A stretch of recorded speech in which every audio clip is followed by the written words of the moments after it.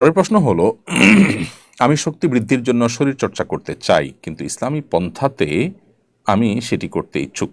নবী সাল্লাল্লাহু সাল্লাম কি এই ধরনের শরীর চর্চা করেছিলেন? শরীর চর্চা যদি আপনি করতে চান সুস্থ থাকার প্রয়োজনে, তার শক্তি বৃদ্ধির প্রয়োজনে, যাতে করে এই শরীর চর্চা দিয়ে আপনি আল্লাহ ইবাদত করবেন, তাহলে সেটি ইবাদত হবে। নবী করিম সাল্লাল্লাহু আলাইহি ওয়াসাল্লাম শরীর চর্চাকে নেতিবাচকভাবে দেখেননি, বরং ইতিবাচকভাবে দেখেছেন। সাহাবীদের কেউ কেউ কোনো কোনো সময় এমন কোনো খেলাধুলা মেতে উঠেছেন যেটি শরীরচর্চামূলক, নবী সাল্লাল্লাহু আলাইহি ওয়াসাল্লাম দেখে সেগুলোকে উৎসাহ দিয়েছেন। এই মর্মে বিভিন্ন বর্ণনা আমরা পাই। সেখান থেকে বোঝা যায় যে এটি নাজায়েজ কোনো বিষয় নয়। তাছাড়া নবী সাল্লাল্লাহু আলাইহি ওয়াসাল্লাম পরিষ্কারভাবে ঘোড়দৌড়, তারপরে তীর নিক্ষেপ ইত্যাদি জাতীয় যে কম্পিটিশনগুলো আছে এগুলোকে তিনি অনুমোদন করেছেন, যেগুলোর সাথে শরীরচর্চার সম্পর্ক আছে। সেখান থেকে বোঝা যায় যে শরীরচর্চা করা বা ব্যায়াম করা, সুস্থ থাকবার প্রয়োজনে, ফিট থাকার প্রয়োজনে এটি জায়েজ আছে। এবং একজন মুসলমানের উদ্দেশ্য হবে যে ফিট থেকে তিনি আল্লাহর ইবাদতবন্দেগী করবেন সঠিকভাবে, সুন্দরভাবে। এটা হবে তার শরীরচর্চার প্রধান